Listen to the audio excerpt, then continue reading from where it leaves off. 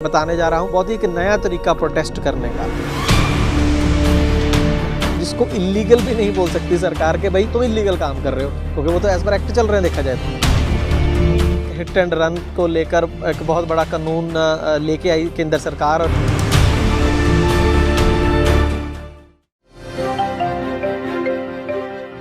दोस्तों, हाल ही में केंद्र सरकार के द्वारा एक हिट एंड रन को लेकर एक बहुत बड़ा कानून लेके आई केंद्र सरकार, और जिसको लेकर पूरे देश में जो ड्राइवर हैं उन्होंने, खास करके कमर्शियल गाड़ियों के ड्राइवर, उन्होंने बहुत बड़ा एक प्रोटेस्ट किया।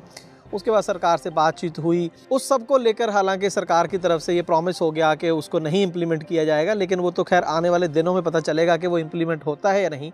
लेकिन आज की इस ग्राउंड रिपोर्ट में मैं आपको एक बड़े नए तरह के प्रोटेस्ट जो ड्राइवर्स की तरफ से किया जा रहा है उसके बारे में बताने जा रहा हूँ। बहुत ही एक नया तरीका प्रोटेस्ट करने का, आप इससे सहमत है या नहीं वो भी बताइएगा। लेकिन पहले मैं आपको बताता हूँ कि ये प्रोटेस्ट क्यों किया जा रहा है और कहाँ पर किया जा रहा है और किस तरीके से किया जा रहा है। तो आइए शुरू करते हैं आज की ये खास ग्राउंड रिपोर्ट। मैं हूँ मनिंदर सिंह और आप देख रहे हैं ट्रांसपोर्ट टीवी। दोस्तों, आगे बढ़ने से पहले मैं आपको यहाँ पर बता दूं कि हर गाड़ी जो कमर्शियल गाड़ी है देश में, उसको एक बीमा कराना होता है अपनी गाड़ी का, और ये बहुत ज़रूरी है कि ऐसे लोगों से बीमा कराएं जो समझदार हैं, वो सारी जानकारी रखते हैं और जेन्युइन लोग हैं। हमारी कंपनी ट्रांसपोर्ट मॉल गाड़ियों के बीमा करती है। 90-831 पर आप संपर्क कर सकते हैं। खैर, मुद्दे पर आते हैं। तो ये जो मैं बात करने जा रहा हूँ प्रोटेस्ट की, ड्राइवर्स के प्रोटेस्ट की, ये बात है पंजाब की, और ये प्रोटेस्ट किया जा रहा है सरकारी बसों के जो ड्राइवर और कंडक्टर्स हैं उनके द्वारा। असल में हुआ ये है कि पहले तो प्रोटेस्ट शुरू हुए, हिट एंड रन वाला जो केस आया, जो केंद्र सरकार ने कानून लेके आई, उसको लेकर प्रोटेस्ट शुरू हुआ। लेकिन उसके बाद इस पंजाब के अंदर, खास करके इसके अंदर और मांगे जुड़ती गई, जैसे जो पंजाब सरकार से ही संबंधित हैं, जिसमें से इनकी कई सारी मांगे हैं। जैसे मैं बताऊंगा, एक तो इनका ये है कि भाई जो हमारी सैलरीज है वो हर साल 5% इंक्रीमेंट उसमें लगना चाहिए। एक जो ये है कि बहुत कई उनको लगता है कि बहुत छोटी छोटी चीज़ों पर नौकरी से निकाल दिया जाता है, वो बंद होना चाहिए, और कच्चे मुलाजिम जो है उनको पक्का करना चाहिए। तो इस तरह के उनकी कई मांगे हैं। और एक और मांग उनकी क्या है कि कई बार हमें पकड़ा जाता है कि हम चोरी करते हैं। चोरी कैसे करते हैं कि सवारी बैठी है, जैसे इंस्पेक्टर आता है, कहीं पर बस को रोका जाता है और इंस्पेक्टर सारी बस की जो सवारियां हैं उसकी टिकट चेक करता है। तो जिसके पास भी टिकट नहीं मिली तो ये माना जाता है कि ये कंडक्टर ने जानबूझकर इससे पैसे ले लिए और इसको टिकट नहीं दी है, तो वो चोरी माना जाता है। लेकिन यहाँ पर उनका कंडक्टर्स का ये कहना है कि कई बार इसलिए हमसे टिकटें नहीं काटी जाती क्योंकि गाड़ियाँ ओवरलोड होती हैं। हर गाड़ी में नॉर्मली 52 सीट्स होती हैं, लेकिन बहुत ज़्यादा लोग खड़े होते हैं, बीच में जो एल होती है, जो जगह होती है, पीछे जाल पे होते हैं, छत पे भी कई बार होते हैं। खैर, आजकल इतना ज़्यादा तो नहीं सवारी बची है बसों में, लेकिन फिर भी वो उनका कहना है कि बहुत ज़्यादा ओवरलोड होता है, तो हमें कई बार टाइम नहीं मिलता टिकटें काटने का, और इतनी देर में कई बार इंस्पेक्शन हो जाती है। तो उस केस में हमारी जो है नौकरी पर बात आ जाती है, और इसलिए तो इन्होंने जो नायाब तरीका जिसकी मैं बात कर रहा था वो क्या ढूंढा है प्रोटेस्ट करने का, ये सारी मांगों को लेकर सरकार पर दबाव बनाने की स्ट्रैटेजी कह लीजिए, जैसे भी।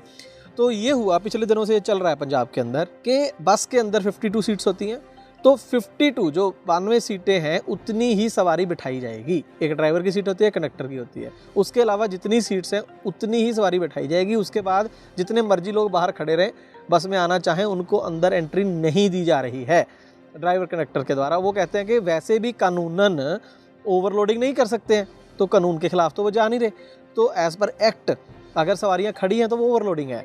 और खुद कभी हो सकता है कि वहाँ पर ट्रांसपोर्ट मिनिस्टर ने कोई बयान दिया पीछे कि ओवरलोडिंग नहीं अलाउ की जाएगी, तो उन्होंने उस बात को भी ले लिया इसके अंदर कि खुद जब ट्रांसपोर्ट मंत्री ने बोला है तो हम तो कुछ गलत कर ही नहीं रहे हैं। असल में ये एक स्ट्रैटेजी है सरकार पर दबाव बनाने की कि जो उनकी मांगे हैं, जो भी पेंडिंग है, उनका हल किया जाए। अब हुआ ये कि इससे बहुत ज़्यादा हलचल मच गई। कई रूट्स होते हैं, कोई टाइम ऐसे होते हैं कि जब बहुत ज़्यादा रश सच में होता है बसों के अंदर। मान लीजिए खास करके जो सुबह की बसेज़ हैं जिसमें लोग ऑफिस जाते हैं, और शाम की बसेज़ हैं जब वापस आते हैं, तो उस टाइम लोग बाहर खड़े रह गए और लड़ाइयाँ हुई बहुत ज़्यादा। जो पैसेंजर है उनकी ड्राइवर कंडक्टर के साथ कि भाई हमें अंदर क्यों नहीं चढ़ा रहे, तो वो कह रहे हैं कि सीटें पूरी हो गई हैं। अब लेकिन जो नॉर्मल बंदा है उसको तो ना तो पता है कि कोई प्रोटेस्ट चल रहा है, ना उनको पता है कि एक्ट क्या है। वो सालों से बसों में जो सफ़र कर रहे हैं उनके लिए तो नई बात होगी। ये तो मतलब प्लेन में होता है ना, कि हवाई जहाज़ में होता है कि भाई, या ट्रेन में होता है कि जितनी सीटें, ट्रेन में भी नहीं होता, माफ़ कीजिए, ट्रेन में भी हमने देखा है भारत में कैसे चलती हैं, लेकिन एरोप्लेन्स में होता है कि भाई जितनी सीटें उतने बंदे होंगे। तो वो चीज़ जब बस में हुई तो सबको बड़ा अजीब लगा, तो बहुत ज़्यादा जगहों पर इसको लेकर मारपीट पर तक बात आ गई। लेकिन जो ड्राइवर कंडक्टर हैं वो अपनी बात पर अड़े रहे। इसके बाद जो जो 2 बड़ी संस्थाएं हैं सरकारी पंजाब के अंदर, VRTC और पंजाब रोडवेज, तो उसके जो सीनियर मोस्ट अधिकारी हैं, ट्रांसपोर्ट विभाग के अधिकारी, उनकी मीटिंग वगैरह हुई। तो उसमें ये हुआ कि आपकी मुख्यमंत्री जी से बात कराई जाएगी, तब तक आपने प्रोटेस्ट को थोड़ा आप सस्पेंड कर दें। लेकिन हुआ ये कि उन्होंने ये बोला कि हम ऐसा करेंगे कि सुबह वाला जो रूट है टाइम है और जो शाम वाले टाइम है उसमें हम ज़्यादा सवारियों को ले लेंगे बस के अंदर, लेकिन बाकी टाइम में नहीं लेंगे, ताकि कई बार लेडीज़ होती हैं तो वो हरास हो रही है, मान लीजिए लास्ट टाइम है बस का और नहीं चढ़ाया तो वो कहाँ जाएंगी, तो उसको इन्होंने कर दिया रिलैक्सेशन। लेकिन अभी भी प्रोटेस्ट जो है वो मीटिंग भी 1-2 बार नहीं हुई है, बताया जा रहा है कि टाइम देकर वो मीटिंग कैंसिल हो गई CM के साथ। तो अभी वो प्रोटेस्ट इसलिए ये पंजाब के अंदर चल रहा है कि 52 सीट्स के ऊपर जो सवारियों को नहीं बिठाया जा रहा है, जब किसी को खड़ा नहीं किया जा रहा है बस के अंदर। तो ये एक दोस्तों नया प्रोटेस्ट का तरीका, जिसको इलीगल भी नहीं बोल सकती सरकार के भाई तुम इलीगल काम कर रहे हो, क्योंकि वो तो एज पर एक्ट चल रहे हैं। देखा जाए तो इलीगल तो आज तक हो रहा था जब बसों में बंदे खड़े हैं। जब ट्रक में मान लीजिए ट्रक में 5% की छूट के बाद अगर 1 किलो भी हो गया ऊपर तो 20,000 रुपये का जुर्माना हो जाता है कम से कम, और उसके ऊपर टन के हिसाब से। तो लेकिन बसों में तो ऐसा नहीं होता, चाहे प्राइवेट और सरकारी हो, कितने लोग खड़े रहते हैं और उसमें तो जान का खदशा रहता है। तो वो हमारे देश में कभी बात नहीं होती। ऑटो रिक्शा देखो आप, 3 की जगह 10-10 बंदे तो नॉर्मल चीज़ है, तो उसके ओवरलोड नहीं माना जाता है। तो इस तरीके से ड्राइवरों ने एक ऐसी तरकीब ड्राइवर कंडक्टर्स ने यहाँ पर निकाल ली है कि सरकार को समझ ही नहीं आ रहा कि पब्लिक में भी क्या बयान दें कि भाई ओवरलोड कर लो कोई बात नहीं, और इतनी बसें कहाँ से लाएंगे, बसें पहले शॉर्ट है। और ये भी उनकी एक डिमांड है कि और ज़्यादा बसेस जो सरकारी हैं वो चलाई जाएँ, पंजाब में कम है और बसों की हालत खस्ता है और अच्छा इनको किया जाए। ये भी उनकी सारी मांगों में शामिल है। ਤੁਸੀਂ ਇਹ 50 ਸਵਾਰੀਆਂ ਵਾਲਾ ਸਿਸਟਮ ਕਰ ਦਿੱਤਾ, ਲੋਕਾਂ ਨੂੰ ਇਹਦੇ ਵਿੱਚ ਕਾਫੀ ਦਿੱਕਤਾਂ ਪਰੇਸ਼ਾਨੀਆਂ ਹੋ ਰਹੀਆਂ, ਇਹਦੇ ਬਾਰੇ ਜਰਾ ਐਕਸਪਲੇਨ ਕਰੋ ਸਰਕਾਰ ਦੇ ਬਾਰੇ ਵੀ ਸਰਕਾਰ ਕੀ ਚਾਹੁੰਦੀ ਔਰ ਤੁਸੀਂ ਕੀ ਚਾਹੁੰਦੇ। ਜੋ ਅਸੀਂ ਪ੍ਰੋਗਰਾਮ ਲਿਖਿਆ, ਪਹਿਲਾਂ ਤੁਹਾਨੂੰ 50 ਸਵਾਰੀਆਂ ਵਾਲਾ ਐਕਸਪਲੇਨ ਕਰ ਦਈਏ ਕਿ 50 ਸਵਾਰੀਆਂ 'ਚ ਕੋਈ ਜਨਤਾ ਪਰੇਸ਼ਾਨ ਨਹੀਂ ਹੋ ਰਹੀ, ਜਨਤਾ ਦੇ ਭਲੇ ਵਾਸਤੇ ਕੀਤਾ। ਪੰਜਾਬ ਦੇ ਲੋਕ ਜੋ ਖੱਜਲ ਖੁਆਰ ਹੋ ਰਹੇ ਸੀ ਬੱਸਾਂ 'ਚ, ਲੰਬੀਆਂ ਲਾਈਨਾਂ ਬੱਸਾਂ 'ਚ ਲਾ ਕੇ ਲਟਕ ਕੇ ਬਾਰੀਆਂ 'ਚ ਜਾਂਦੇ ਸੀ, ਐਕਸੀਡੈਂਟ ਦੇ ਖਤਰੇ ਬਣੇ ਹੋਏ ਤੇ ਟਾਇਰ ਫਾਟੇ ਦੇ, ਲੱਤਾਂ ਟੁੱਟ ਗਈਆਂ, ਕਦੇ ਕੁਛ ਹੋ ਗਿਆ, ਕਦੇ ਲੇਡੀਜ਼ ਆਪਸ 'ਚ ਲੜ ਪਈਆਂ। ਉਹਦੇ ਸੰਬੰਧ 'ਚ ਸਾਡੇ ਮੰਤਰੀ ਸਾਹਿਬ ਕੋਲ, ਟਰਾਂਸਪੋਰਟ ਮੰਤਰੀ ਜੀ ਸਾਡੇ ਲਾਲਜੀਤ ਭੁੱਲਰ ਜੀ, ਉਹਨਾਂ ਕੋਲ ਸ਼ਿਕਾਇਤਾਂ ਪਹੁੰਚੀਆਂ ਹੋਣਗੀਆਂ ਕਿ ਓਵਰਲੋਡ ਨਾਲ ਨੁਕਸਾਨ ਹੁੰਦਾ। ਸੋ ਸਾਡੇ ਮੰਤਰੀ ਸਾਹਿਬ ਵੱਲੋਂ ਬਿਆਨ ਜਾਰੀ ਕੀਤੇ ਗਏ ਆ ਕਿ ਜੋ ਓਵਰਲੋਡ ਆ ਇਹ ਗਲਤ ਆ, ਨਿਯਮਾਂ ਦੇ ਵਿਰੁੱਧ ਆ। ਸੋ ਅਸੀਂ ਵੀ ਸੋਚਿਆ ਕਿ ਹਾਂਜੀ ਪੰਜਾਬ ਦੀ ਜਨਤਾ ਜਦੋਂ ਸਾਨੂੰ ਪੇ ਕਰ ਰਹੀ ਆ, ਅਸੀਂ ਬਕਾਇਦਾ ਵਿਭਾਗ ਨੂੰ ਸਾਡੇ ਨੂੰ ਇਨਕਮ ਆ ਰਹੀ ਆ, ਤਾਂ ਜਨਤਾ ਨੂੰ ਸਫ਼ਰ ਸਹੂਲਤ ਵੀ ਪੂਰੀ ਆ ਜਿਹੜੀ ਵਧੀਆ ਤਰੀਕੇ ਨਾਲ ਹੋਣੀ ਚਾਹੀਦੀ ਆ, ਤੇ ਨਵੀਆਂ ਬੱਸਾਂ ਜਿਹੜੀਆਂ ਉਹ ਵਿਭਾਗ ਵਿੱਚ ਪੈਣੀਆਂ ਚਾਹੀਦੀਆਂ। ਸੋ ਅਸੀਂ ਆਪਣੀ ਜਥੇਬੰਦੀ ਵੱਲੋਂ ਵਿਭਾਗ ਕੋਲ 10,000 ਨਵੀਂ ਸਰਕਾਰੀ ਬੱਸ ਦੀ ਡਿਮਾਂਡ ਕੀਤੀ ਆ, ਪੰਜਾਬ ਰੋਡਵੇਜ, ਪਨ ਬੱਸ ਅਤੇ PRTC ਦੇ ਵਿੱਚ, ਕਿ 10,000 ਨਵੀਂ ਬੱਸ ਸਾਨੂੰ ਦਿਓ ਤਾਂ ਜੋ ਅਸੀਂ ਪੰਜਾਬ ਦੀ ਜਨਤਾ ਨੂੰ ਵਧੀਆ ਸਫ਼ਰ ਸਹੂਲਤ ਆ ਜਿਹੜੀ ਉਹ ਦੇ ਸਕੀਏ। ਇਹ ਜਿਹੜਾ ਸਿਸਟਮ ਕਹਿੰਦਾ, ਸਰਕਾਰ ਕਹਿੰਦੀ ਵੀ ਅਸੀਂ ਇੰਨੇ ਮੁਲਾਜ਼ਮ ਪੱਕੇ ਕਰ ਦਿੱਤੇ, ਕਿਆ ਤੁਸੀਂ ਪੱਕੇ ਨਹੀਂ ਹੋਏ ਅਜੇ ਤੱਕ? ਤੁਹਾਡੇ ਡਿਪਾਰਟਮੈਂਟ 'ਚ ਕੋਈ ਪੱਕਾ ਨਹੀਂ ਹੋਇਆ?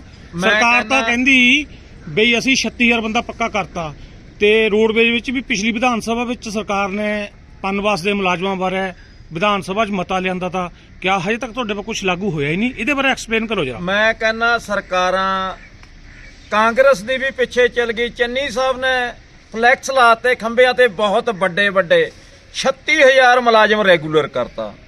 ਪਰ ਮੈਂ ਨਹੀਂ ਕਹਿੰਦਾ ਵੀ 36 ਮੁਲਾਜ਼ਮ ਵੀ ਰੈਗੂਲਰ ਹੋਏ ਹੋਣ। ਔਰ ਜਦੋਂ ਦੀ ਆਮ ਆਦਮੀ ਪਾਰਟੀ ਦੀ ਸਰਕਾਰ ਆਈ ਹੈ, ਬੰਦੇ ਭਰਤੀ ਹੋਏ ਨੇ, ਸਰਕਾਰ ਨੇ ਭਰਤੀ ਕਰੇ ਕਿੰਨੇ ਤੇ ਰੈਗੂਲਰ ਨਹੀਂ ਕਰੇ, 9100 ਰੁਪਏ ਤੇ ਭਰਤੀ ਕਰੇ ਹੈ।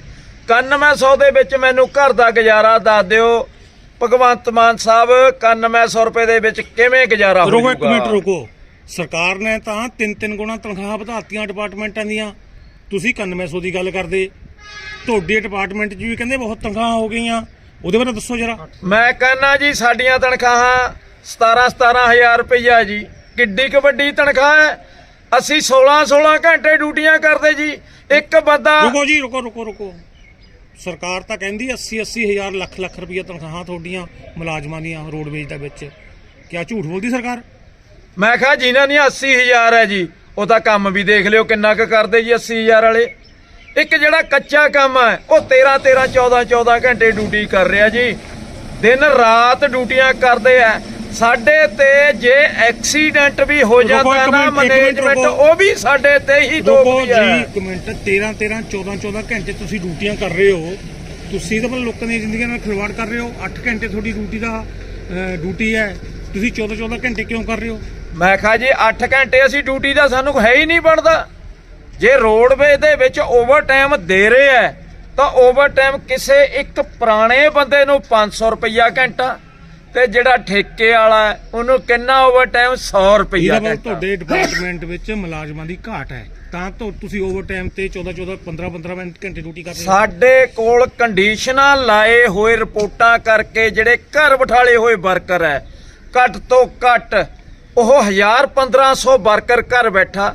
ਬੱਸਾਂ ਦੀ ਘਾਟ ਹੈ ਸਾਡੇ ਕੋਲ। ਆ ਬੇੜਾ ਦਿਖਾ ਲਓ, ਤੁਹਾਡੇ ਕੋਲ ਬੇੜਾ ਦੇਖ ਲਓ, ਸਾਡਾ ਖਾਲੀ ਪਿਆ ਬੱਸਾਂ ਤੇ ਬਿਨਾ।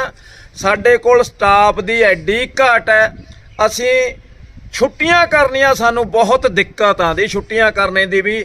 ਅਗਰ ਅਸੀਂ 2 ਛੁੱਟੀਆਂ ਲੈਣੀਆਂ ਹੋਣ ਨਾ ਤਾਂ ਅਸੀਂ ਬਹੁਤ ਔਖੇ ਹੋ ਕੇ ਛੁੱਟੀਆਂ ਲੈਂਦੇ ਜੀ।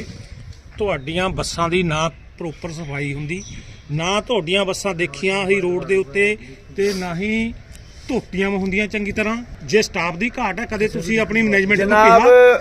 ਸਾਡੇ ਕੋਲ ਨਾ ਤਾਂ ਸੀਪਰ ਨਾ ਵਾਸ਼ਿੰਗ ਬੁਆਏ।